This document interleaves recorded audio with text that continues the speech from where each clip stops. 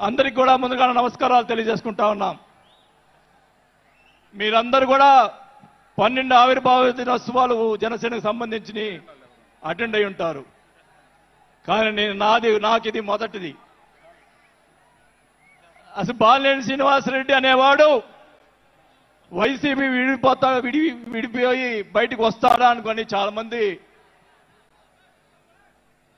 మాట్లాడినటువంటి పరిస్థితులు ఉన్నాయి.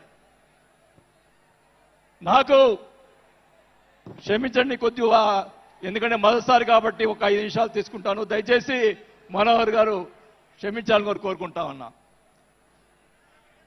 మొదటగా నాకు రాజకీయ భిక్ష పెట్టింది రాజశేఖర రెడ్డి గారు. రాజశేఖర రెడ్డి గారు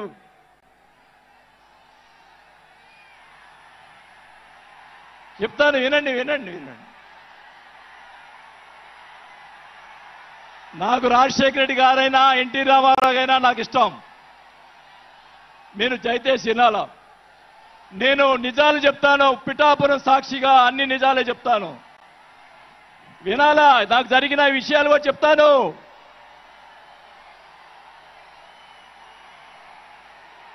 ఆ తర్వాత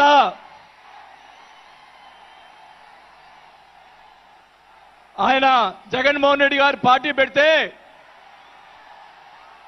రాజకీయ భిక్ష పెట్టాడు కాబట్టి నేను మంత్రి పదవి వదులుకొని ఆయన వెంట నడిచాను.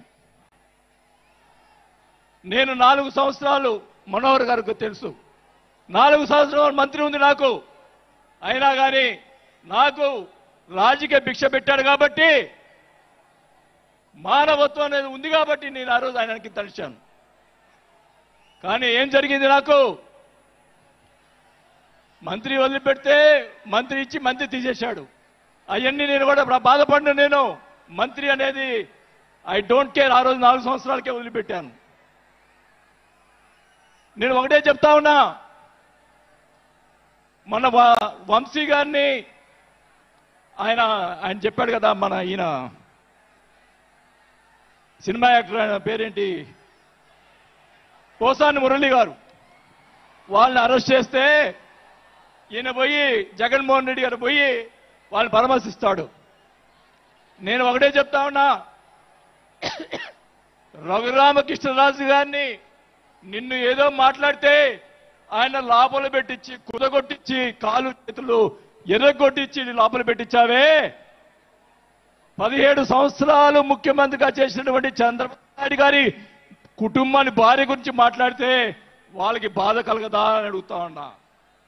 ఆ రోజే నేను ఖండించాను, నేను అసెంబ్లీలో ఆ రోజే.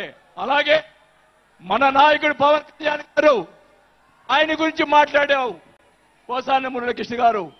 ఆయన కల్లైరు చేస్తుంటే లక్షలాది మంది జన సైనికులు నీకు తుప్పు తుప్పుగా రాలగొట్టేవాళ్ళు. ఆయన మౌనం వహించారు. నేనైతే చెప్తా ఉన్నా, కుటుంబాన్ని అలా మాట్లాడారు కాబట్టి వాళ్ళని 9 నెలలు, ఇంకా 9 నెలల తర్వాత అరెస్ట్ చేశారు. నేనైతే గవర్నమెంట్ ఇచ్చిన మరుసటి రోజే లాఠీతో రాలగొట్టించి లోపల వేయించేవాడిని కూడా ఈ సభకు అర్థం చేసుకుంటా ఉన్నా. చేసినటువంటి దుర్మార్గాలు ఎక్కడ పోవు, దుర్మార్గాలు ఎక్కడికి పోవు. ఒకటే చెప్తా ఉన్నా, నేను 5 సార్లు ఎమ్మెల్యే, 2 సార్లు మంత్రి అయినా కూడా, నేను ప్రతిపక్షంలో ఉన్నప్పుడు కూడా మన నాయకుడు పవన్ కళ్యాణ్ గారు వైసీపీని ఒకరోజు అందరినీ తిడుతూ, ఒక బాలినేని శ్రీనివాసరెడ్డి గారు లాంటి మంచి వాళ్ళు ఉన్నారని చెప్పి ఆ రోజు చెప్పిన రోజే నేను జనసేనలో చేరి ఉండాలి అని కూడా తెలియజేసుకుంటా ఉన్నా. ఆ రోజు చేరకపోవటం నా దౌర్భాగ్యం. నేను ఈరోజు చెప్తా ఉన్నా, స్పీచ్ 9 నెలలు అయిపోయిందమ్మా ఇవ్వటం, అందువల్ల గొంతు ఇది అయిపోయింది. దయచేసి నేను మీ పిఠాపురం సాక్షిగా నిజాలే చెప్తా ఉన్నా. గవర్నమెంట్ వచ్చిన తర్వాత చిన్న చిన్న కార్యకర్తల మీద కేసులు పెట్టి లోపలేశారు. వాళ్ళని కాదండి లోపలేయాల్సింది, కోట్లు సంపాదించున్నారు. వాళ్ళని ఇంకా లోపలేలా, అదే నా బాధ.